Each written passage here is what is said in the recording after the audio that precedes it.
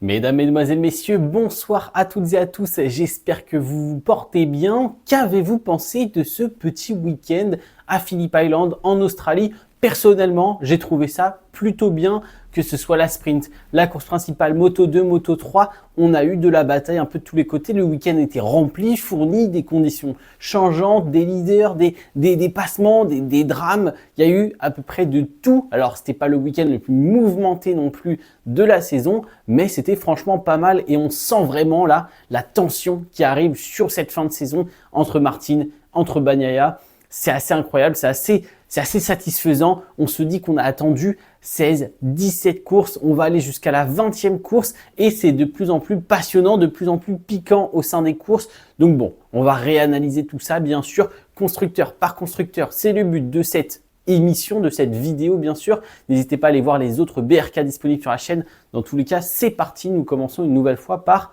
Honda.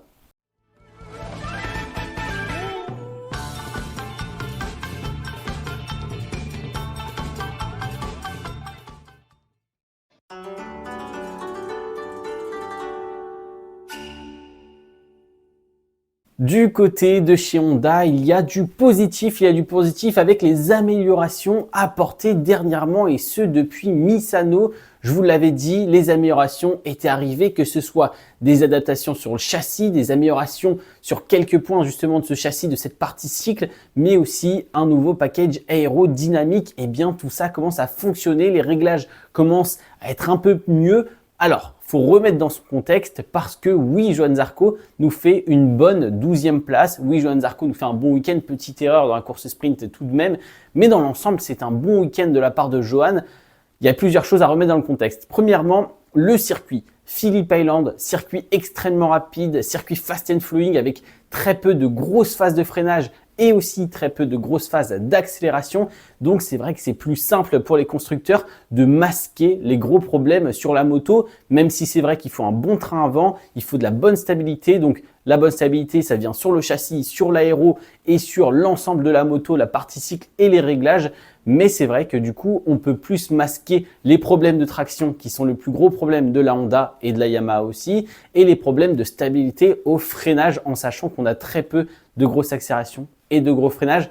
Donc oui, c'était très bien de la part de Johann Zarco. Il a été satisfait de son rythme. Il l'a dit, je suis satisfait. J'ai été même surpris du rythme que j'ai pu avoir pendant cette course principale. Donc ça, c'est de très bonnes choses. L'évolution continue, c'est très bien. Bravo Johann Zarco. Mais en même temps, il faut remettre un peu dans le contexte parce que je ne suis pas sûr qu'à Chang, là où on va en Thaïlande, ça va être la même histoire. Mais j'ai hâte de voir quand même.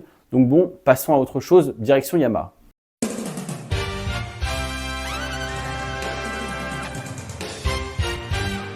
Les week-ends se ressemblent quand même si dernièrement, depuis Misano, encore une fois, Yamaha a fait quelques progrès. Quartararo, une nouvelle fois dans le top 10 en course principale. Grosse performance de la part du pilote français. Alors, on peut déjà noter premièrement l'apparition en Q2 directement parce que dans le top 10 en practice, Q2 direct pour Alex Rins. Qualification catastrophique du côté de Quartararo, mais pour le coup, en sprint et en course principale, Fabio a réussi à trouver une certaine performance, un certain rythme avec les pneus usés, le pneu soft un peu plus usé à l'arrière et c'était très bien de la part de Fabio Quartararo. Alors que s'est-il passé? On va revenir un peu en détail sur la Yamaha. Eh bien, comme depuis plusieurs courses maintenant, de la difficulté à mettre en température, à mettre dans la fenêtre de fonctionnement le pneu arrière. C'est-à-dire que malgré le très bon départ de Quartararo, après il va perdre quelques positions et une fois après quelques tours que le pneu est en température, il va pouvoir augmenter son rythme et aller chercher les dépassements, ce qui n'est pas chose facile avec cette Yamaha. Mais tout de même, Quartararo qui va petit à petit hausser son rythme et même faire ses meilleurs tours à la fin de la course avec un pneu neuf qui a plus de 25 tours. Donc là, grosse performance en termes de gestion des pneus, en termes de gestion de sa stratégie. Il n'a pas non plus trop poussé au départ avec ce pneu arrière qui ne fonctionnait pas. Il est allé chercher les bons dépassements et dans les derniers tours, il vient même se permettre de mettre cette Yamaha M1 dans le top 10. Donc un grand bravo à Quartararo, un grand bravo à Johann Zarco qui ces derniers temps nous montrent qu'ils sont clairement les leaders de leur constructeur et qui sont en train de faire de grosses performances avec des machines qui n'ont, je dirais pas rien à faire, mais qui sont quand même très compliquées à mettre dans ce top 10.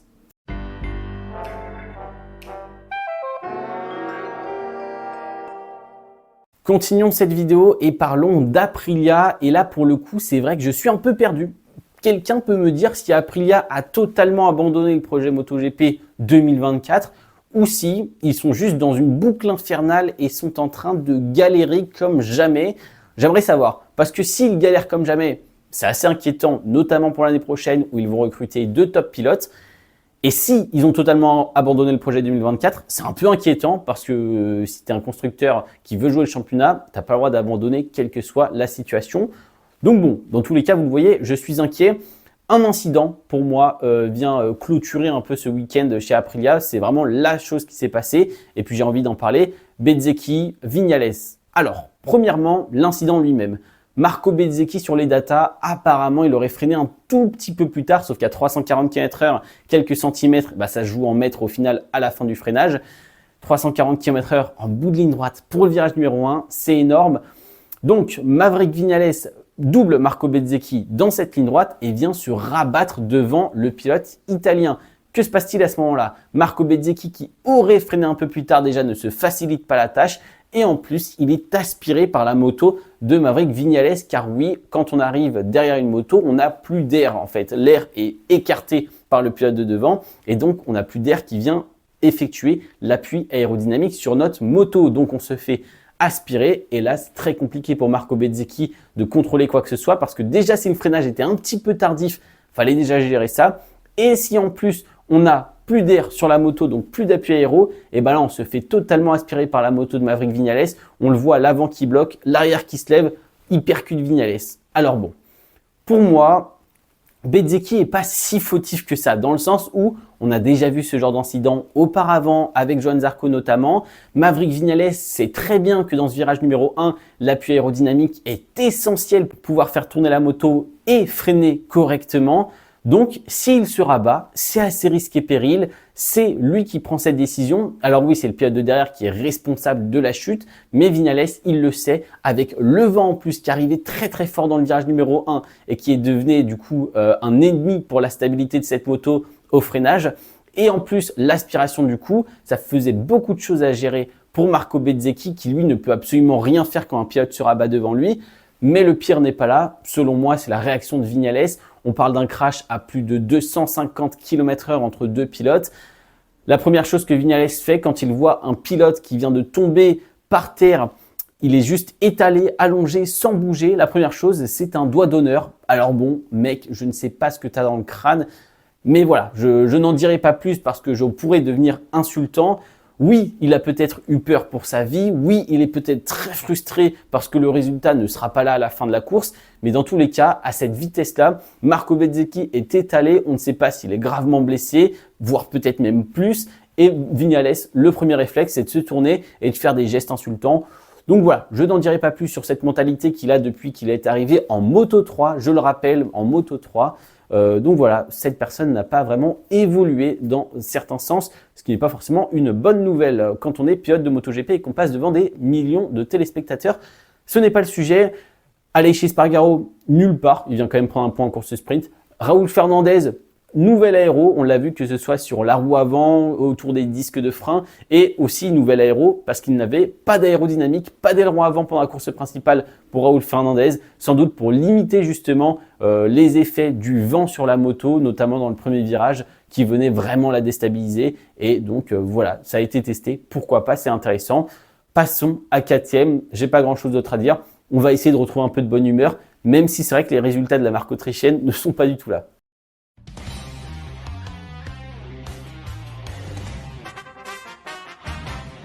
Du côté de chez KTM, ça teste, ça travaille en vue de 2025. On le voit, que ce soit l'aéro, que ce soit sur le bras oscillant à l'arrière, que ce soit l'aéro à l'avant, Binder, Miller, Acosta, tout le monde teste un petit peu tout, toutes les pièces, tout le monde donne son ressenti et tout le monde essaye de performer avec ces dernières évolutions apportées en milieu de saison. Mais déjà, premièrement, c'est vrai qu'il n'y a plus rien à jouer, donc on peut peut-être se tourner vers 2025.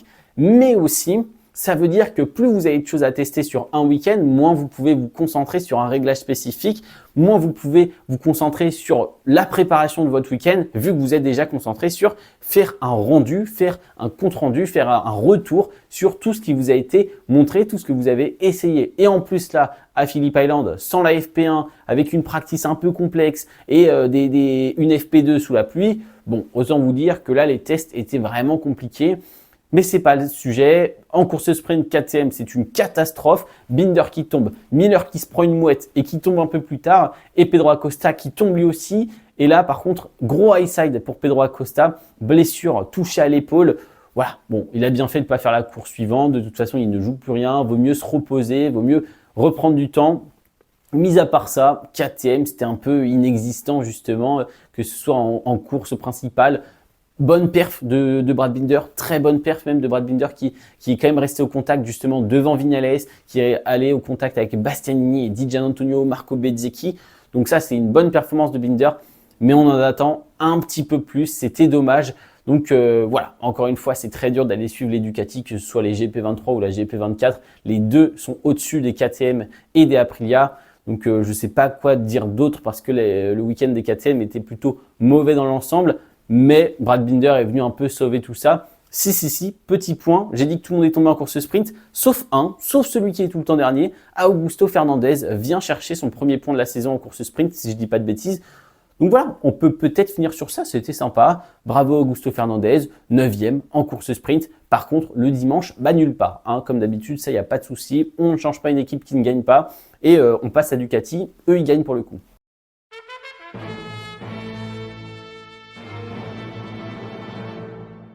Après le crash chez Aprilia, après les crashs de KTM, parlons de ceux qui ne tombent quasiment pas. Bon, alors si on a eu Marco Bezzecchi, mais on en a déjà parlé, je suis dans la team de Marco Bezzecchi, si vous ne l'aviez pas compris encore. Pour moi, oui, il est responsable dans certains points et en même temps, avec Viñales, avec cette expérience, avec la qualité de pilote que tu es censé avoir. Voilà, bon, je ne m'étalerai pas plus et parlons de Ducati qui pour le coup, eux se sont étalés très clairement dans ce top 5, dans ce top 6 même encore une fois. Top 3 Ducati, top 5 Ducati, top 6 Ducati en course principale. Oui, c'est une réussite ce Grand Prix d'Australie pour la marque italienne. Le seul qui a été sous-performant, c'est Alex Marquez et Marco Bezzecchi qui va faire 2 chutes en 2 courses, mais techniquement, il était performant. Le seul un peu plus loin, c'est Alex Marquez qui est très décevant tout de même cette saison. Mais parlons de devant. Bastianini, bon, mais pas assez. Bonne course sprint tout de même, qui est même venu doubler Francesco Bagnaia, son coéquipier. À la fin, il l'a dit, chez Ducati, il n'y a pas de consigne d'équipe, c'est chacun son championnat. Bastianini, il doit jouer son championnat contre Marquez pour rentrer dans ce top 3. Bagnaia, il joue son championnat contre Martin pour rentrer dans le top 1 tout simplement. Donc effectivement, Ducati n'a vraiment donné aucune consigne et ça s'est vu tout le long de ce week-end à Phillip Island. C'est une bonne chose. Très bonne performance de Morbidelli, très bonne performance de Fabio Di Giannantonio qui a fait sans doute sa dernière course de la saison. Normalement, Fabio Di Giannantonio va partir pour se faire opérer. Donc voilà, c'était la dernière de Digia en 2024 et ça finit très bien. Il manque ce podium cette saison quand même, il manque ce petit podium, cette petite victoire. C'est dommage. Parlons du trio de tête. Francesco Bagnaia a été un ton en dessous à peu près tout le week-end. Des problèmes sur la moto. Bastianini et Bagnaia ont partagé les mêmes informations, c'est-à-dire très difficile de gérer l'avant. Le pneu avant s'usait prématurément et devenait compliqué à gérer, à inscrire en virage. Et donc la stabilité, la confiance, tout ça est modifié au fur et à mesure de la course. Davide Tardozzi l'avait dit au début de la course principale. Le point négatif, le point le plus dur à gérer sera le pneu avant, alors que tout le monde était concentré sur le pneu soft à l'arrière, mais chez Ducati officiel, le point faible, c'était le pneu hard à l'avant. Et aussi, on a eu d'autres petits problèmes comme de la difficulté à trouver de la traction, beaucoup de pompage, beaucoup de mouvements en sortie de virage pour les pilotes Ducati. Et puis aussi, Bagnaia avait un rythme inférieur à ses deux rivaux espagnols. Bon, voilà, Bagnaia en difficulté. Moins 10 points, encore une fois, 20 points de retard sur Jorge Martin. Là, il met une vraie claque au championnat. Ça va être décisif. La course prochaine va quasiment être décisive. Alors oui, peut-être que Bagnaia pourra encore rattraper et tout. 20 points, c'est la limite. Mais là, s'il ne rattrape pas quelques points En Thaïlande, je donne pas cher de sa peau pour les 2 courses suivantes, surtout qu'à Valence, Jorge Martin est bien plus fort que Bagnaia. En tout cas, ces dernières années, c'était le cas. Un duel qui nous aura tenu tout le week-end, que ce soit Marquez qui a commencé très fort le vendredi ou alors Martin qui s'est réveillé totalement le samedi avec une qualif et une sprint dantesque. Les 2 pilotes nous ont réservé du très beau spectacle, même si c'est vrai que je suis un peu dégoûté de la réalisation. On avait ce groupe de 2-3 pilotes en fonction du moment de la course devant, mais ils ne se battaient pas vraiment. Au final, on n'a eu que quelques actions, 2-3 dépassements tout au plus sur toute la course, alors que derrière justement le groupe pour la 4e position, ils étaient Bastianini, Morbidelli, Digia, Bezzecchi, Binder et Vignales. Ils étaient 6 pilotes en train de se dépasser à tous les virages. On le voyait, ça se dépassait tout le temps et on n'a absolument rien vu. Donc là, j'étais un petit peu dégoûté, mais bon, c'est pas grave. Jorge Martin, très bon week-end qui vient plus que faire le travail, qui franchement nous montre qu'il a clairement le talent pour être champion du monde, qu'il mérite ce championnat du monde. Alors j'ai fait une vidéo dernièrement qui parlait de ça. On va voir, je n'ai aucune idée de qui va gagner. On va le voir, mais les 2 méritent amplement. Et cette course de Martin était quand même très bien menée, de la belle défense. On a vu quand même au T4 à la fin, ça a commencé à devenir compliqué. Une première erreur qui laisse passer Marquez à l'intérieur et ensuite une attaque sauvage de Marc Marquez comme il sait si bien les faire. C'est-à-dire, je freine tardivement, on avait Martin qui protège, Marquez qui reste sur la trajectoire idéale, il n'y a pas de souci. Et dès que Martin vient se replacer, Marquez qui relâche les freins, qui va mettre sa moto à l'intérieur et qui empêche juste Martin de tourner. Martin ne peut plus rien faire. Bloc passe parfaitement exécuté à la Marc Marquez. Donc voilà, le grand talent qu'on lui connaît. Martin a très bien joué, très intelligent de ne pas avoir non plus trop forcé sur l'avant. Et voilà, et puis Marquez, quelle course de Marc Marquez. Au départ, tout simplement, pourquoi il patine? Son tir-off, il va en dessous de sa roue. Gros patinage parce que le pneu n'a absolument pas de traction au moment où ça part et qu'il y a toute la puissance sur ce pneu arrière. Donc, c'est compliqué. Patinage au virage numéro 1, il est 13e, si ce n'est plus. Fin du secteur 1, il rentre dans le top 7. Alors là, n'allez même pas demander comment c'est possible. Et il réalise dépassement sur dépassement en claquant meilleur tour sur meilleur tour. Il bat le meilleur tour qui a été établi en 2013. C'était lui-même qui l'avait fait d'ailleurs, ce meilleur tour en course. Et ben il l'a battu en 2024. Et puis quelle victoire, hein, un dépassement parfaitement mené. On l'a vu un peu de difficulté à doubler Bagnaia dans la ligne droite, à doubler Martin. Mais bon, franchement, c'était super. En plus, il a pu suivre Martin parce que la piste n'était pas très chaude. L'air était plutôt frais. Il y avait beaucoup de vent. Ça permettait vraiment de ventiler ce pneu avant et donc de le garder dans une fenêtre de température assez fraîche et de pas trop monter en pression. Donc parfait, Marquez, juste parfait, nouvelle remontada, nouveau spectacle, enfin, il nous régale. Chaque course cette saison de Marc Marquez est un banger. Elles sont différentes, mais c'est un banger. Allez, on passe à la Moto 2, Moto 3, parce que là aussi on s'est régalé, il y a d'autres choses à dire.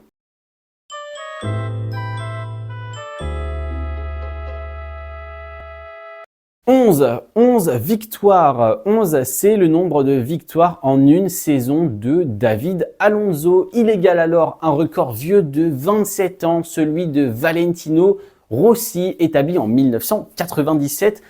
Lors de son championnat du monde, lors de sa victoire en championnat du monde, justement en 97, en 125 cm3, Valentino Rossi avait gagné 11 courses dans la saison, ce qui est un record absolu. Personne n'avait jamais fait ça.